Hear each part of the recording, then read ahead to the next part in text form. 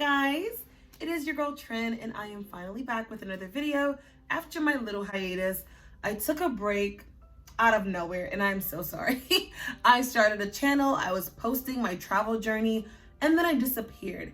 But it is what it is, and I hope you forgive me for that, because today I am here to talk about something that I learned during that little break, and that is detachment. Okay, the power of detachment is so important because people struggle with getting rid of things that do not serve them a purpose anymore, and they also struggle with getting rid of people that no longer benefit them. So today we're going to have a serious chit chat, okay? You and me. I'm gonna look at you, you're gonna look at me, and we're gonna have our teacups out and have a drink, okay? I'm drinking coconut water.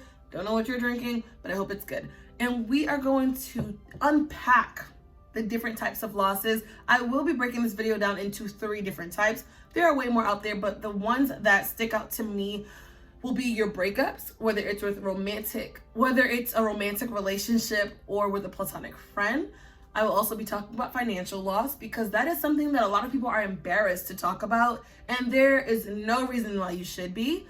And then a final topic will be death, because we have all lost a loved one, or you know someone who lost a loved one, and a lot of us can be pretty avoidant when it comes to that topic, and we're not going to be, because I personally used to run away from that idea of talking about it. So we're going to get into some serious stuff.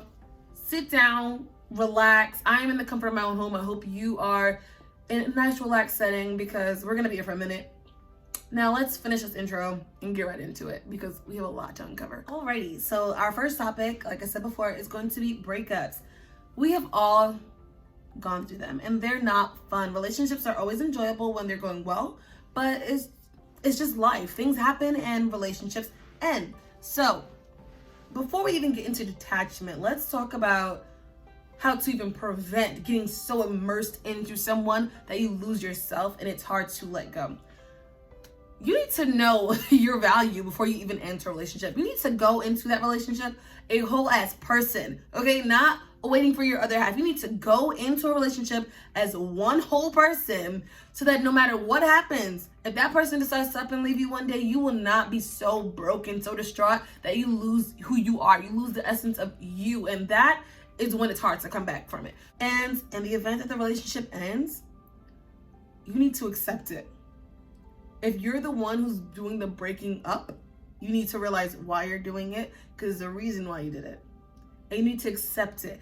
If someone broke up with you, you have to understand that you don't always get what you want in life, and things end.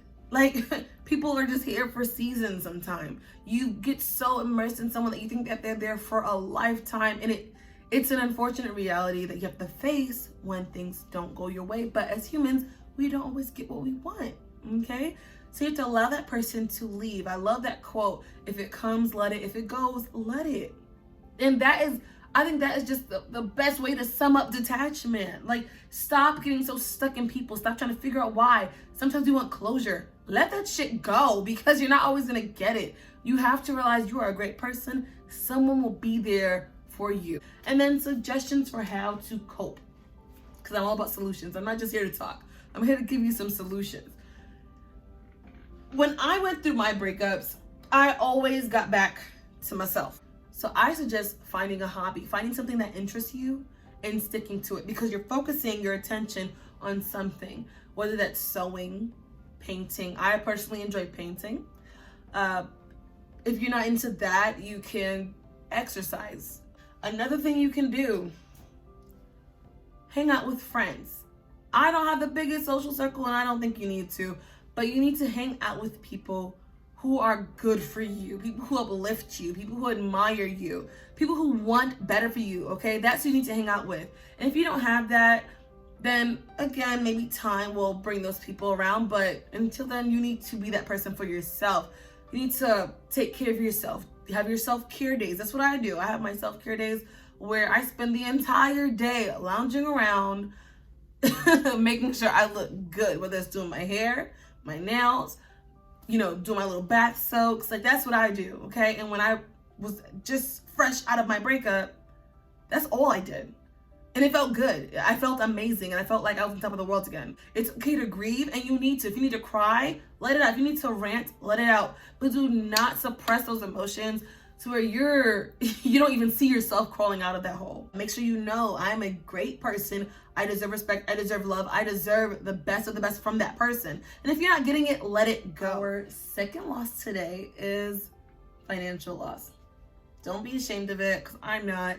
Around the ages of 20 and 22, I hit a financial low point, guys. This is me being super vulnerable with you because I hate talking about it. But then I realized that if I put myself in that position, I felt bad for that girl because I felt like it was so unforeseeable. I am so proud of myself that I did not allow money to control my emotions. I did not allow money to get the best of me. I persevered, and that's what we all need to do. That's all you need to do. You need to have some strength, some courage, and tackle the problem head on. And the only way you can tackle it is if you realize what the problem is. Are you spending more than what you're making? Are you just blowing money? Like, what is the issue? You know, I at one point had 3 jobs and I still couldn't like live. You know, I feel like I was just floating above water, but I could easily sink if a wave was a little too big for me. It's a serious thing because people really do end it all because of money. People lose themselves over money, and it's really not that serious. I never let money, of all things, stress me out because I know I will get through it because I overcame it before. So my advice to you is realize what the problem is, okay? I can't tell you what your financial problem is. I can't tell you why you're struggling financially. I can't tell you. I'll just be making it up. You need to figure that out for yourself. What I can tell you is when you figure out that problem, you need to budget. You need to know how much you make a month. Once you figure that out, subtract your necessities, not your Netflix subscription, not your music subscription. I'm talking about your real deal bills that come every month that you need. Okay? Okay. Then, once you get that number, you have to take a portion, okay? I usually do a percentage of my income. You can do 10%, 5%, 20%, whatever it is that you feel safe with doing. Take a percentage of your income, okay? After that number, once you subtract your bills, a percentage of that needs to go into a savings account. I recommend a savings account that pays you. I'm talking about a savings account that pays you interest to hold your money. So the tricky thing about money is that we have this idea that it comes and goes, but we need to watch how we talk about money. So one thing that I did, and I know it's gonna sound like it's not a big deal, but it really helped me. I watched my relationship with money and I watched how I talked about money. So you won't really catch me out here saying, oh, I'm so broke or I'm so poor. I speak life into myself and I speak existence, okay? So I will never be like, oh my God, I'm so poor out here. I just can't get it together. I can never win.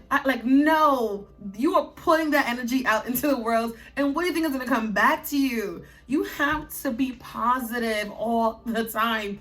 Even when you don't think it's gonna happen, you need to trick your mind into believing it will, because then you'll start moving differently. Once you start speaking, okay, I will be a millionaire, I will be wealthy, I will surpass my previous year, I will surpass the income I made last year and 2 years before that, I will make better choices. When you start affirming that these things will happen and you believe it, it will. I am telling you this for a reason. I'm telling you, I don't just talk for no reason.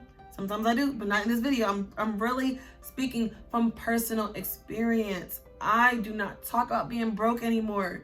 That's not a thing. That's not a thing for me, at least. Once you start putting yourself in the position, you start aligning yourself with the position you want to be in, it will happen for you. It may not happen when you want it to, but I'm telling you it will, and you will see it and you will recognize it. So we are at our final topic of discussion today, and that will be the loss of a loved one. We all don't want to talk about it. We hate talking about it, but I, being someone who has suffered with grief so much when it comes to losing a loved one, I can come to you stronger than ever and tell you that it will simply be okay. I'm not gonna say it's going to be great. I'm not gonna say you're going to be fine, but it will be okay. Grief is simply the reaction to losing someone. It is the emotional suffering we feel when something or someone is taken away. And in this case, we're gonna talk about someone. one being taken away from you permanently in the physical sense. So we all don't feel the same way when we lose a loved one, and we all don't heal at the same rate. Like I touched on before, I lost my dad when I was 3, and then my mom, I lost her when I was 18. Now, you grow up feeling like you have to fill a void, but I'm here to tell you that you should not do that. You just simply have to accept what has happened to you, accept the card that you were dealt, and you move through life knowing that they instilled all that they needed to instill in you to prosper, that you needed to grow as a person.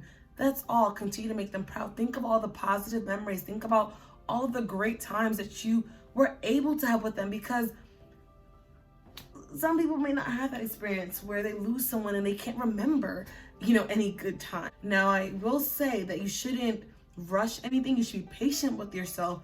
But I am a firm believer that you need to pull yourself out of that. There is no amount of help that can help you get out of that grievance, except for you telling yourself, all right, it's time to get up. It's time to move on. It's time to do better, because you're still living. So you're going to just ruin the rest of your life? Is that what you're going to do? No, because I'm quite sure that person wouldn't want you to do that either. Now, suggestion time. Let's get into what we can do to do better. You can exercise. I said exercise before, and I say it again. Exercising will again distract you, but why not distract you in a great way? Journaling is great. Journaling helped me. Writing down how you feel and then looking back at it later on in life is great, because you see how far you've come. Clear your mind, okay? And that will allow you to open up for understanding. Sometimes our judgment is so clouded that we don't take the time to understand what's going on, so we just react. You don't really know if you're coming or going, especially when death is something that just hit you. You don't know what to do. So sometimes you have to take your time, sit down and think, but you can't think with a clouded mind. So I suggest meditation. I took it hard at first, but over time, I allow things to go. I think about my mother all the time. I think about my dad all the time, but I still know I have to flourish while I'm still living. I can't allow myself to sit in a pit of depression, because that's not what she would want for me. I don't want that for myself. That is the end of my video. Thank you for watching. I truly appreciate you. Again, share this video with anyone that you think could benefit from this information. I will be coming out with more content, and I promise to be more consistent. I am here with you, okay? I love having these chats.